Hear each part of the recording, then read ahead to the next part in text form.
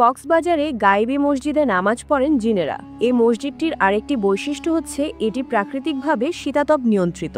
গরমের সময় ঠান্ডা আর শীতকালে গরম অনুভূত হয় এই মসজিদে। এই মসজিদে আসেন হিন্দু, বৌদ্ধ সহ বিভিন্ন সম্প্রদায়ের লোকজন।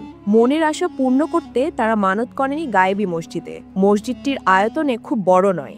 এর উত্তর পাশে রয়েছে একটি বিশাল দিঘি। কক্সবাজার পৌরসভার বিজিবি ক্যাম্প এলাকায় ধানক্ষেতে মাঝখানে গম্বুজ নিয়ে দাঁড়িয়ে আছে এই মসজিদটি। তবে মসজিদটি অনেকের কাছে বিভিন্ন নামে পরিচিত। অনেকের কাছে অনেক নামে পরিচিত এই মসজিদ, কিন্তু এই মসজিদ আসলে কোন আমলে বা কে তৈরি করেছিল তার সঠিক তথ্য কেউ জানে না। চট্টগ্রাম বিভাগের তথ্য সেবায় বলা আছে এই মসজিদের বয়স সর্বনিম্ন 400 বছর অথবা সর্বোচ্চ 600 বছর। জনশ্রুতি রয়েছে বহুকাল আগেই জিনেরা এই মসজিদ তৈরি করেছিল।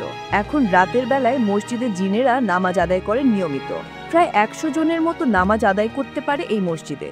এছাড়া মসজিদটি ঘিরে রয়েছে নানান জনশ্রুতি। স্থানীয় এক মুসল্লি বলেন, মাওলানা আবুল হোসেন নামে এক ইমাম ছিলেন। তার মতে জিনেরাই মসজিদে বেশি সময় ধরে ইবাদত বন্দেগী করতেন, তাই মুসল্লিরা গভীর রাত পর্যন্ত অবস্থান করতেন না। অনেক সময় ফজরের আজান দেওয়ার জন্য ওই ইমাম মসজিদের আশেপাশে অবস্থান করতেন, কখন সুবে সাদেক হবে।